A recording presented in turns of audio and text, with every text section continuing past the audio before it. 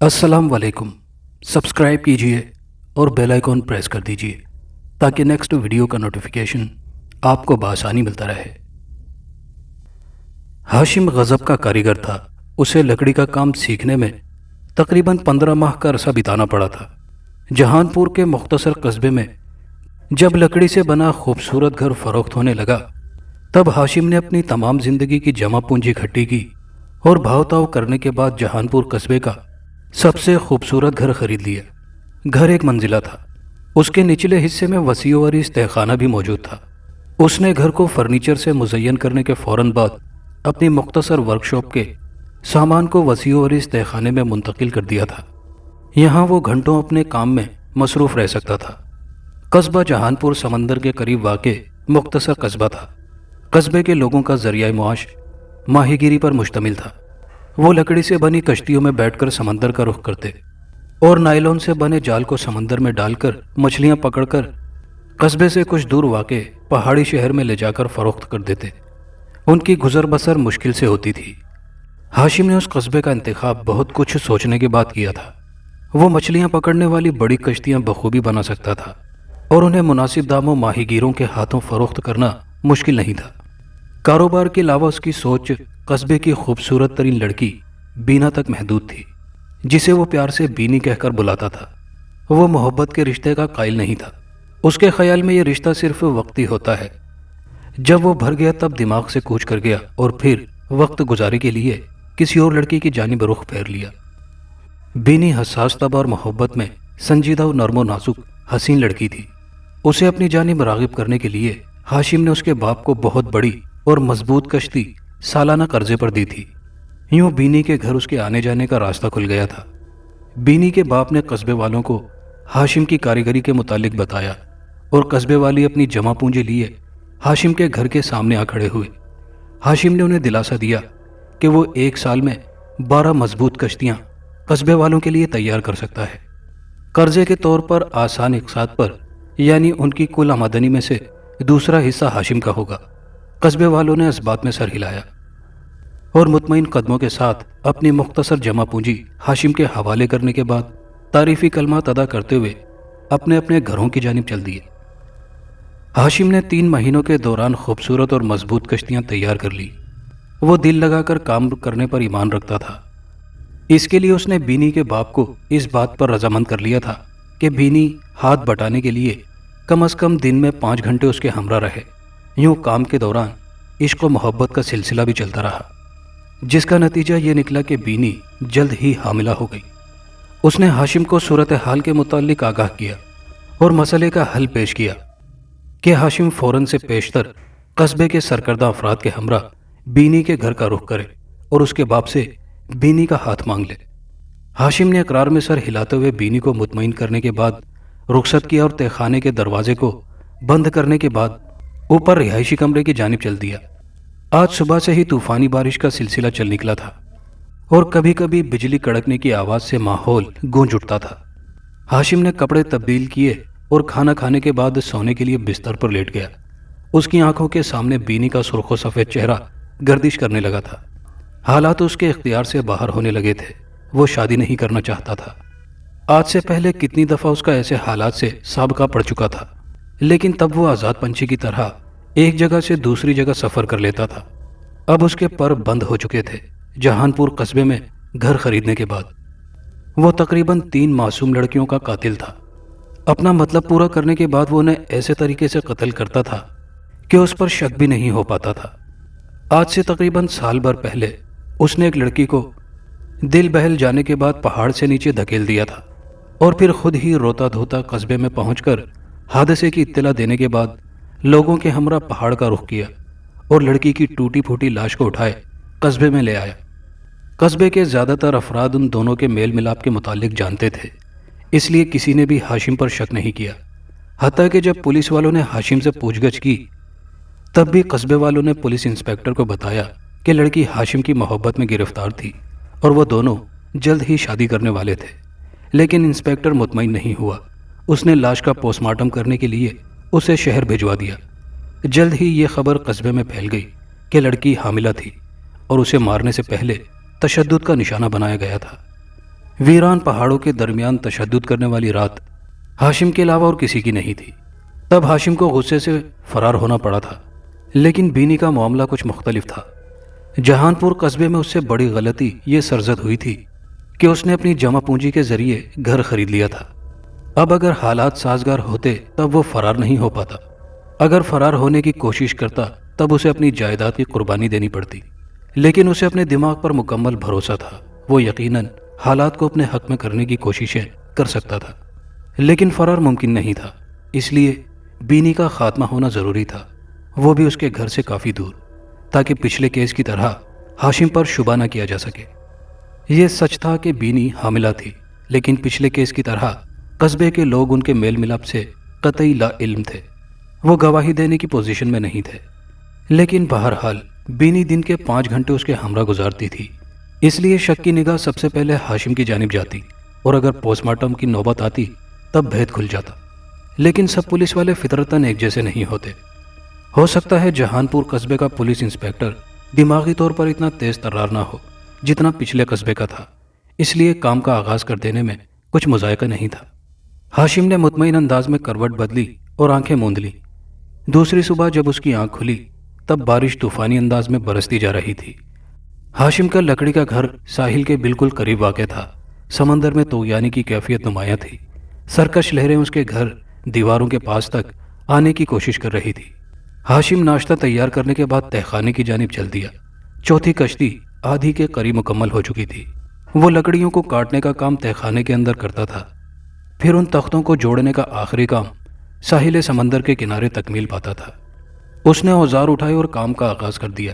تقریباً 11 بجے کے قریب سیڑھیوں پر قدموں کی چاپ سنائی دی۔ بینی خوفزدہ چہرہ لیے سیڑھیاں اتر کر تہخانے میں داخل ہوئی، پھر پریشان لہجے میں بولی، سمندر طوفان کی آخری سرحدوں کو عبور کر چکا ہے۔ تمہارا گھر ساحل سمندر کے قریب ہے۔ خدا نخواستہ پانی کی سرکش لہریں تمہیں نقصان نہ پہنچا دیں۔ تمہیں فوراً سے پیشتر گھر کو خالی کر دینا چاہیے۔ ہاشم نے مسکراتے ہوئے جواب دیا، کشتی بنانے والا ترکھان پانی سے نہیں ڈرتا، کیا تمہیں تیرنا آتا ہے؟ بینی نے انکار میں سر ہلا دیا۔ پھر بالکل ہی اچانک ہاشم کے دماغ میں ایک ترکیب نمودار ہوئی۔ اس نے بدستور مسکراتے ہوئے کہا، ایک مچھیرے کی لڑکی کو تیرنا نہیں آتا؟ کمال ہے۔ اگر کبھی تمہارا سمندر میں جانے کا اتفاق ہو تب بھلا کیا کرو گی؟ اس مرتبہ بینی نے بھی مسکراتے ہوئے جواب دیا، میں کبھی بھی سمندر میں جانے کی حماقت نہیں کروں گی۔ یقیناً تم عقل مند ہو۔ آؤ پھر باہر چل کر سمندر کی طغیانی کو جانچتے ہیں۔ یہ طوفان کیا کچھ بہا سکتا ہے؟ بینی نے اس بات میں سر ہلایا۔ پھر وہ تہخانے سے باہری جانب چل دی۔ ہاشم نے لکڑی کی میز پر پڑی تہخانے کے دروازے کی چابیاں اٹھائی اور سیڑھیاں چڑھ کر دروازے سے باہر نکل آیا۔ دروازے سے باہر بینی اس کی منتظر تھی۔ یہ چابیاں اپنی جیب میں رکھ لو۔ ہاشم نے تہخانے کی چابی اسے تھما دی۔ بینی نے سوالیہ نگاہوں سے اس کی جانب دیکھا، لیکن پوچھا کچھ نہیں۔ وہ دراصل مجھے کچھ دنوں سے بھولنے کی بیماری لاحق ہو گئی ہے۔ میں اپنے ہاتھوں سے رکھی ہوئی چیزیں بھول جاتا ہوں۔ تمہاری جیب میں یہ چابی یقیناً محفوظ رہے گی۔ بینی نے اس بات میں سر ہلا دیا۔ پھر وہ دونوں گھر سے باہر نکل آئے۔ باہر سمندر کی لہریں گھر کی دیواروں سے کچھ پیچھے تھیں۔ یہ تو واقعی خطرناک صورتحال ہے، ہاشم نے پریشان لہجے میں بینی کی جانب دیکھتے ہوئے کہا، لیکن میں اس طوفانی کیفیت سے لطف اندوز ہونا چاہتا ہوں۔ کیا یہاں پر کوئی ایسا مقام نہیں ہے جہاں سے تمام سمندر واضح دکھائی دے؟ بینی نے اس بات میں سر ہلایا، پھر بولی، ایسے ایک مقام سے میں واقف ہوں، لیکن بارش کی بدولت وہاں تک پہنچنا ممکن نہیں ہے۔ چٹانیں پھسلنے والی ہیں، لیکن میں وہاں جانا چاہتا ہوں، چاہے کچھ بھی ہو۔ یوں سمجھو کہ تمہارا آج امتحان ہے، آج کے دن مجھے قصبے کی سیر کروانے کا۔ چلو اب مجھے اس مقام کی جانب لے چلو۔ بینی نے حسب معمول اس بات میں سر ہلایا اور ساحل کے ساتھ نظر آتی سنگلاخ چٹانوں کی جانب چلتی۔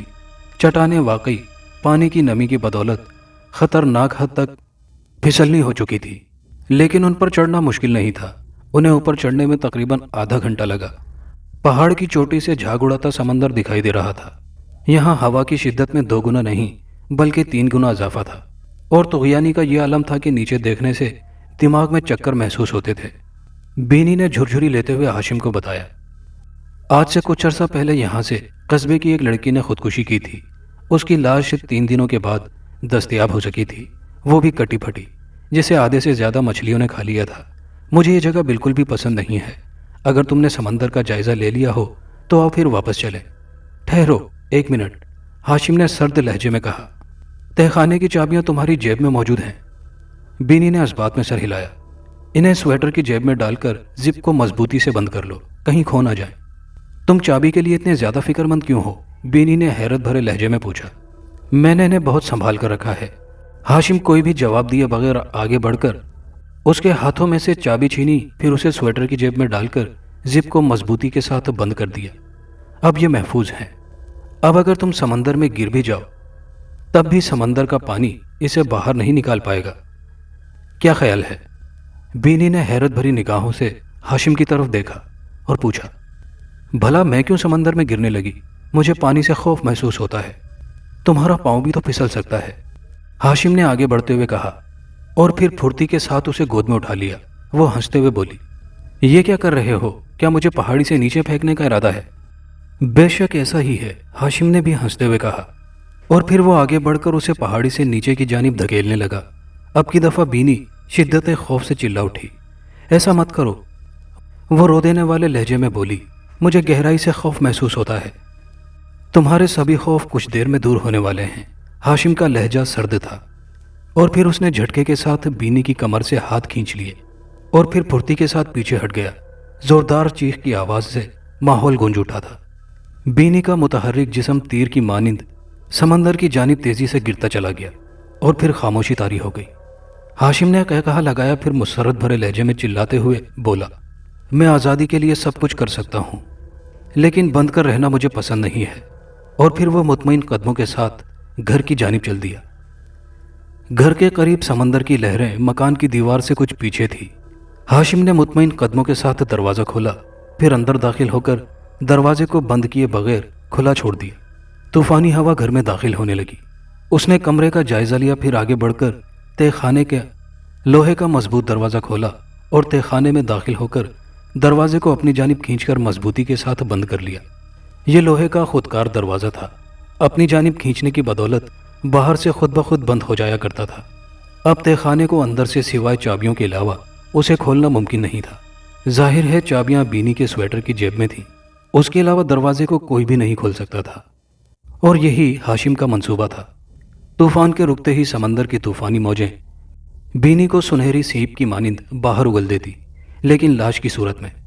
कस्बे वालों को जब बीनी की लाश मिलती तब वो हाशिम को बताने के लिए दौड़ते। तहखाने का दरवाज़ा बाहर से लॉक पाकर वो चिल्लाकर हाशिम को अपनी आमद से मुत्तला करते।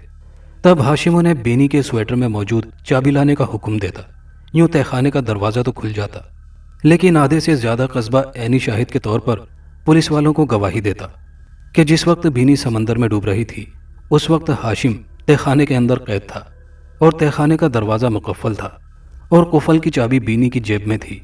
हाशिम ने ज़ोरदार कहकहा लगाया, फिर बोला, इसके बाद कौन मुझे बीनी के कत्ल के शक में गिरफ्तार करेगा? मैं हमेशा आज़ाद रहूंगा, मुझे कोई कैद नहीं कर पाएगा। बाहर तूफान और बारिश की वजह से सुबह के वक्त भी तहखाने में अंधेरा फैलने लगा था। हाशिम ने आगे बढ़कर लालटेन उठाया और माचिस की मदद से रोशन करके एक जानिब रख दिया, फिर हथौड़ी और आरी उठाकर काम में मगन हो गया। तकरीबन 1 घंटा यूं ही गुजर गया। तब अचानक ही उसे पानी के शोर की आवाज़ सुनाई दी। उसने चौंक कर तहखाने के अकलौते रोशनदान की जानिब देखा। पानी की बारीक धार रोशनदान से अंदर तहखाने में गिर रही थी। शायद समंदर का पानी तहखाने की दीवार तक आ पहुंचा था। हाशिम को पहली मर्तबा अपने जिस्म में बेचैनी की लहर उठती महसूस हुई। वो तहखाने के दरवाजे को बाहर की जानिब से लॉक कर चुका था। अब अगर रोशनदान की बदौलत समंदर का पानी तहखाने में आ जाता तब उसे घुटकर मरने से कोई भी नहीं बचा सकता था। वो इस चूहेदान में बेबस चूहे की मानिंद फंस चुका था। फरार की कोई राह मौजूद नहीं थी।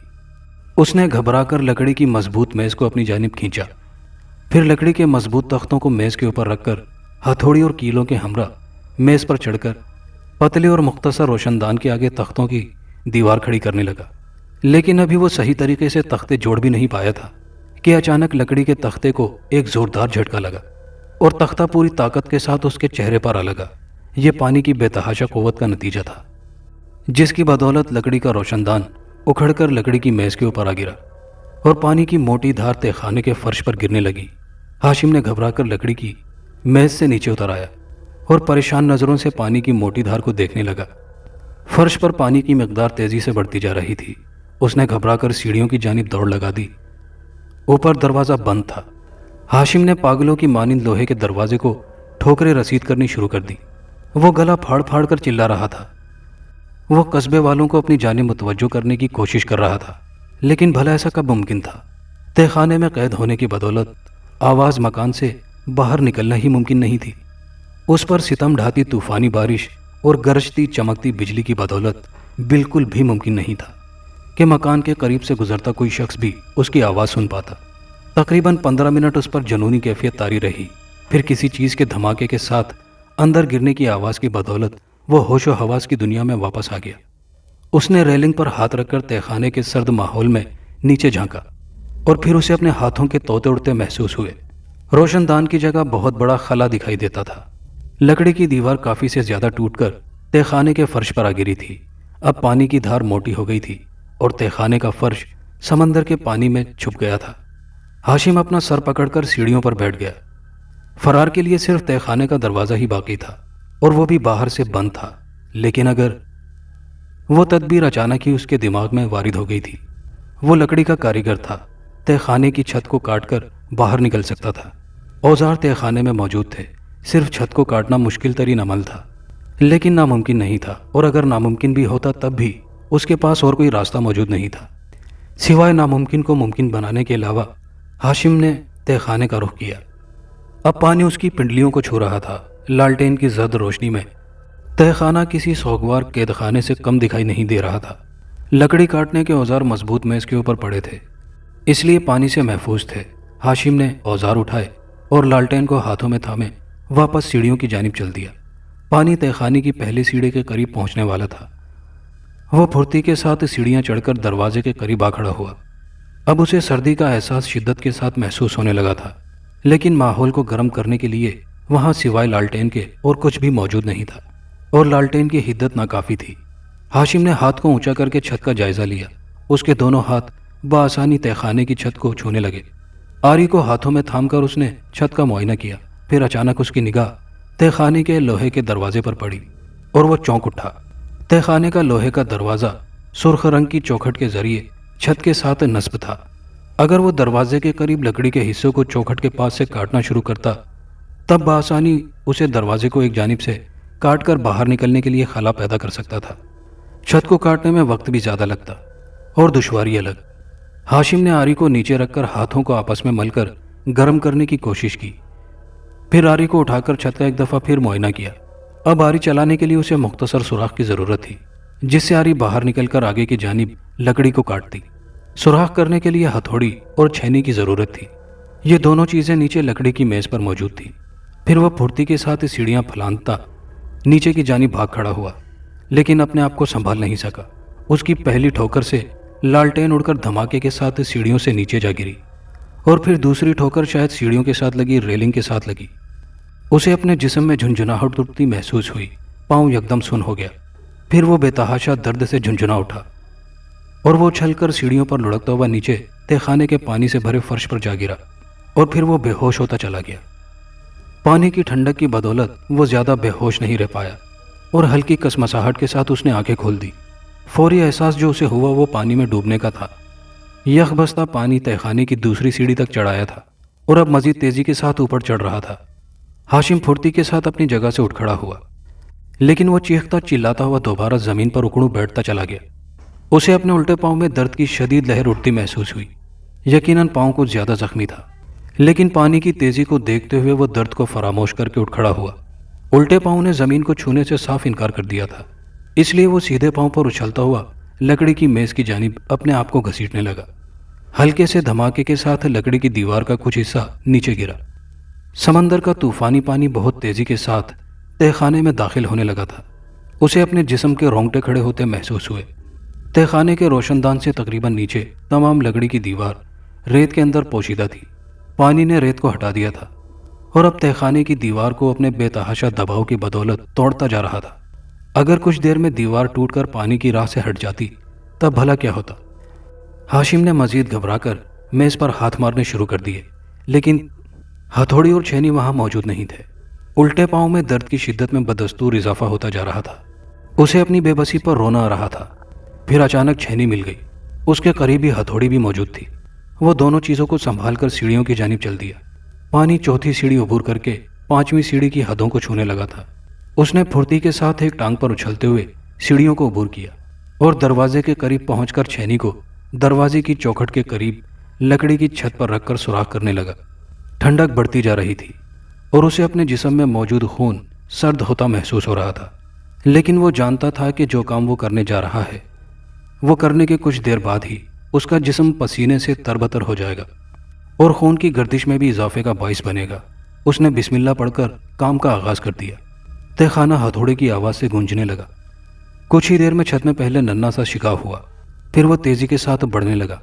جب آری کی لمبائی کے قریب شگاف ہوا تب اس نے ہتھوڑی کو ایک جانب رکھا اور آری کو شگاف میں ڈال کر چھت کو کاٹنے لگا۔ یہ بہت مشکل اور تکلیف دہ عمل تھا۔ اس کے دونوں ہاتھ سر کے اوپر تھے اور آری چلانے میں بہت زیادہ زور لگ رہا تھا۔ کچھ ہی دیر میں وہ پسینے سے شرابور ہو گیا، لیکن چھت کا بہت تھوڑا حصہ کٹ پایا تھا۔ لکڑی بہت موٹی تھی اور آری نازک سی۔ چھت کاٹنے کے لیے جس آری کا استعمال کیا جاتا ہے وہ مختلف اور مضبوط ہوتی ہے۔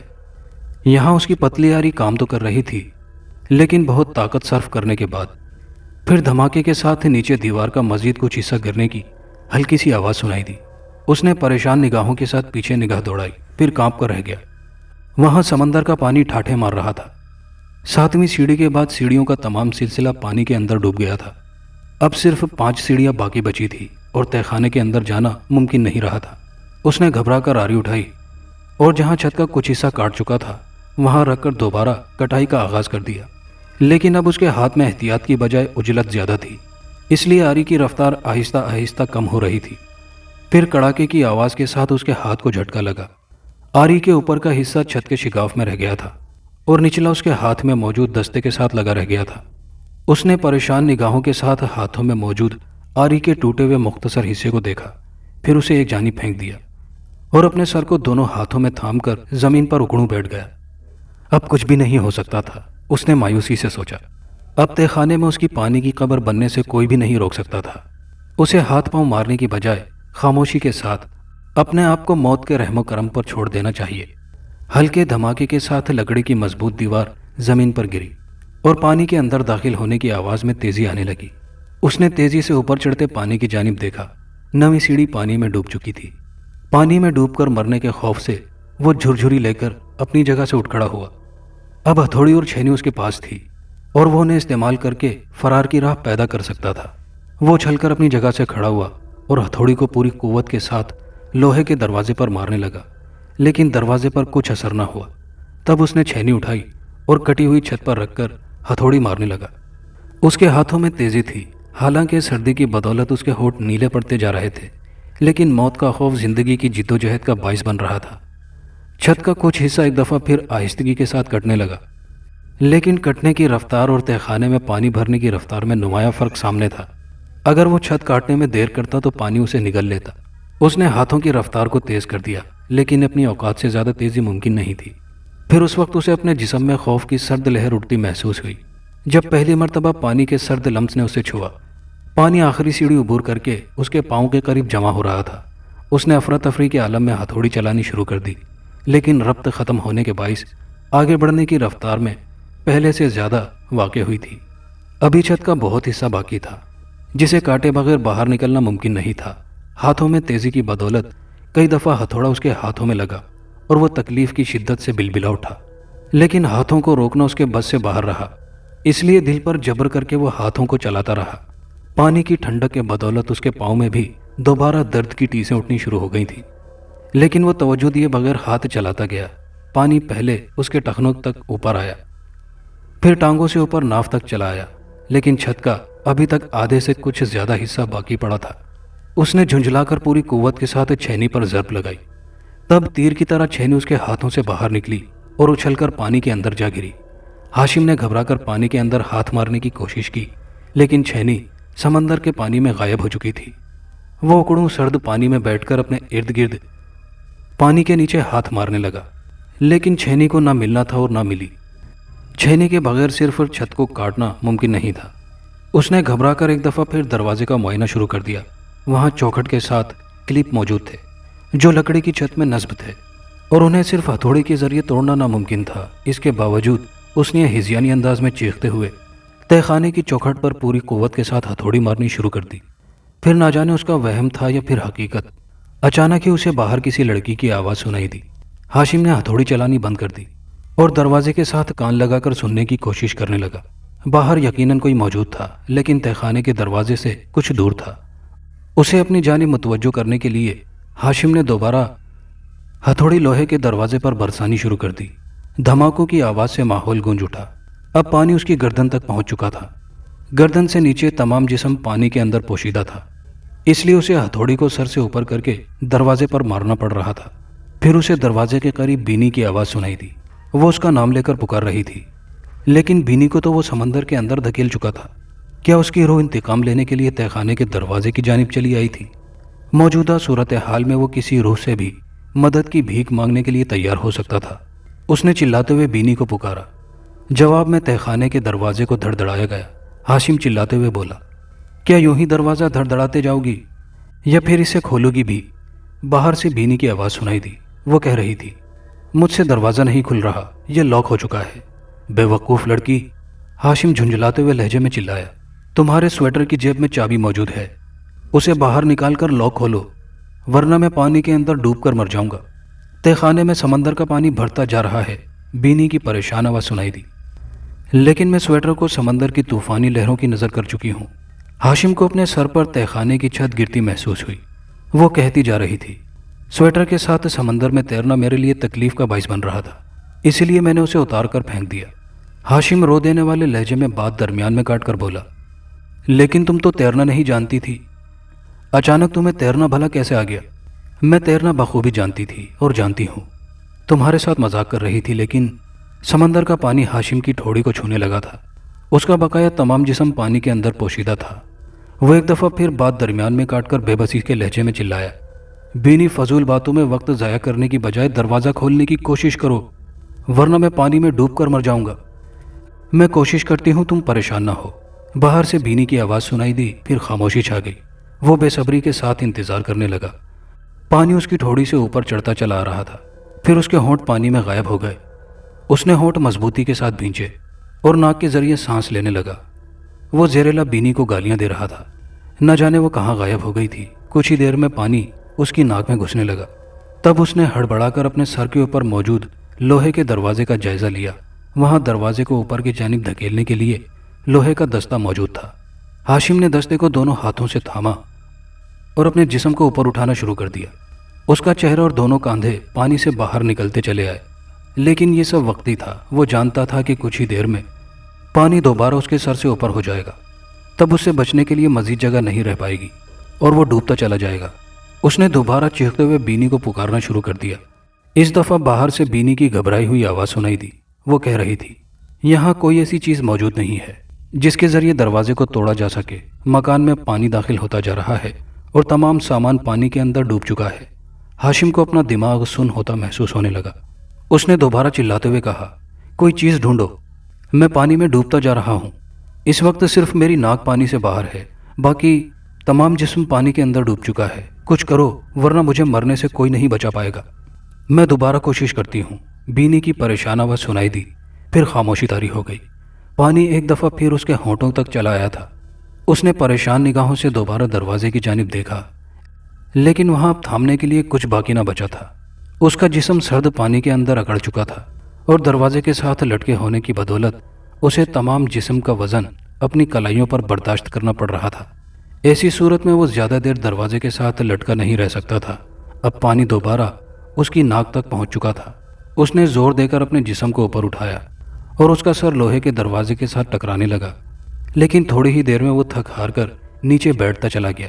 ایسا کرنے سے پہلے اس نے اپنے ہونٹوں کو مضبوطی کے ساتھ بھینچا اور ناک کو بھی بند کر لیا۔ اس کا دماغ سرد پانی کی بدولت سن ہونے لگا تھا۔ سوچنے سمجھنے کی صلاحیت مفقود ہو چلی تھی۔ فطری عمل کی بدولت وہ اپنے آپ کو اوپر کھینچتا ہوا اچھی طرح سانس لینے کے بعد دوبارہ نیچے پانی میں بیٹھتا چلا جاتا۔ کچھ پل اور یوں ہی بیت گئے۔ پانی تہہ خانے کے دروازے تک پہنچ گیا۔ ہاشم مکمل طور پر پانی کے اندر ڈوب گیا۔ باہر سے بینی کے چلانے کی آواز سنائی دی، لیکن پانی میں ڈوب جانے سے ہاشم سننے سے قاصر تھا۔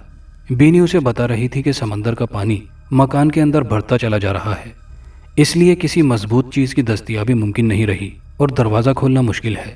ہاشم کو اپنے پھیپھڑے پھٹتے محسوس ہونے لگے۔ اس کے لیے اب سانس کو روکے رکھنا مشکل ہو گیا تھا، لیکن سانس لینے کا مطلب زندگی کا خاتمہ تھا، اس لیے سانس کو روکے رکھنا اس کی مجبوری تھی۔ اور پھر برداشت کی آخری حد ختم ہوتی چلی گئی۔ اس نے سانس لینے کی کوشش کی اور سمندر کا نمکین پانی اس کے پھیپھڑوں میں بڑھتا چلا گیا۔ اس کے ساتھ ہی پانی میں زلزلے کی کیفیت جنم لینے لگی۔ پھر دھماکے کی آواز سے ماحول گونج اٹھا۔ لوہے کی کوئی چیز ہاشم کے سر پر پوری قوت کے ساتھ لگی اور وہ ہوش و حواس سے بیگانہ ہو کر پانی کی گہرائیوں کی جانب گرتا چلا گیا۔ آنکھ کھلنے پر اس نے اپنے آپ کو آرام دہ بستر پر لیٹے ہوئے پایا۔ کھلی ہوئی کھڑکی میں سے دھوپ اندر آ رہی تھی اور اس کے ماتھے پر سفید رنگ کی پٹی بندھی ہوئی تھی۔ بینی کے علاوہ قصبے کے تمام سرکردہ افراد کمرے میں موجود تھے اور ان کی نگاہوں کا مرکز ہاشم کا وجود تھا۔ ہاشم نے سوالیہ نگاہوں سے بینی کی جانب دیکھا، تب بینی کا باپ آگے بڑھا اور بولا، جناب آپ کو نئی زندگی مبارک ہو۔ یقیناً آپ یہ جاننا چاہتے ہوں گے کہ آپ کی نئی زندگی کس کی مرہون منت ہے، تو میں فخر کے ساتھ بتا دیتا ہوں، یہ سب کچھ میری اکلوتی بیٹی بینی کی ہمت سے ہوا۔ آپ یقین جانیے، بینی ایک بہترین تیراک رہ چکی ہے۔ جس وقت آپ اپنے مکان کے تہخانے میں قید تھے اور تہخانے میں سمندر کا پانی بڑھتا چلا جا رہا تھا، اس وقت باہر بھی پانی کی طوفانی لہریں مکان کی لکڑی کی دیواروں کو گرانے کی کوشش میں مصروف تھی۔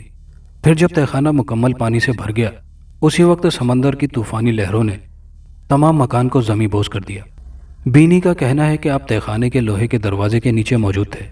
تہخانے کا دروازہ آپ کے سر پر لگا اور آپ بے ہوش ہو گئے، لیکن بینی بہرحال ہوش و حواس کو قائم رکھے ہوئے تھی۔ لکڑی کی دیواروں سے اپنے آپ کو بچاتے ہوئے اس نے آپ کے بے ہوش وجود کو سنبھالا ہوا تھا۔ پھر مچھلی کی طرح تیرتی ہوئی آپ کو ساحل کے خشک حصے کی جانب لے آئی۔ یہاں گاؤں کے اور بھی بہت سے لوگ موجود تھے۔ انہوں نے آپ کی مرہم پٹی کی۔ یوں آپ کی زندگی کو بچانے میں سراسر بینی کا ہی ہاتھ رہا ہے۔ جب ساحل کا بیشتر حصہ پانی کے اندر ڈوب رہا تھا، تب قصبے والوں نے بھاگنے سے پہلے بینی کو بھی ہمراہ لے جانے کی کوشش کی تھی، لیکن اس نے صاف انکار کر دیا۔ وہ آپ کی زندگی کو بچانے کے لیے اپنی زندگی کو داؤ پر لگانے کا فیصلہ کر چکی تھی۔ ہاشم کی آنکھیں شرم کی بدولت چھلکتی چلی گئیں۔ پھر چہرے پر عزم و استقلال کی سرخی نمایاں ہونے لگی۔ وہ ہکلاتے ہوئے بولا، میں اور بینی ایک دوسرے سے محبت کرتے ہیں۔ اگر آپ سب کو کوئی اعتراض نہ ہو تو ہم فوراً سے پیشتر شادی کر لینا چاہتے ہیں۔ بینی کے باپ نے حیرت بھری نگاہوں کے ساتھ بینی کی جانب دیکھا۔ اس نے شرماتے ہوئے آنکھیں جھکا لی۔ پھر بینی کے باپ نے قصبے کے افراد کی جانب دیکھا۔ انہوں نے خوشی بھرے انداز میں اقرار میں سر ہلایا اور خاموشی کے ساتھ کمرے سے باہر نکل گئے۔ بینی کا باپ بھی ان کے ہمراہ تھا۔ ہاشم نے بینی کی جانب دیکھا، پھر بولا، میں تمہارا مجرم ہوں، لیکن تم نے سب کچھ جانتے ہوئے جو کچھ کیا، میں اس احسان کا بدلہ کبھی بھی نہیں چکا پاؤں گا۔ مجھے کچھ معلوم نہیں تھا۔ آپ پریشان نہ ہوں، میں صرف اتنا جانتی ہوں کہ آپ کے مذاق کی بدولت میں سمندر میں جا گری تھی۔ اگر میرا سر پانی کی سطح کے ساتھ نہ ٹکراتا اور بے ہوش نہ ہو جاتی، تب آپ کو اتنی دیر تہخانے میں قید نہیں رہنا پڑتا۔ اب میرے خیال میں سب کچھ بھلا کر ہمیں نئی زندگی کی ابتدا کرنی چاہیے۔ ہاشم نے مطمئن انداز میں آنکھیں بند کر کے ہاتھ آگے بڑھا دیے اور بینی اس کے سینے سے سر لگا کر ہچکیاں لینے لگی تھی۔ دوستو، کہانی اچھی لگی ہو تو ویڈیو کو لائک شیئر ضرور کیجیے گا اور کامنٹ باکس میں اپنی رائے کا اظہار ضرور کیجیے گا۔ شکریہ۔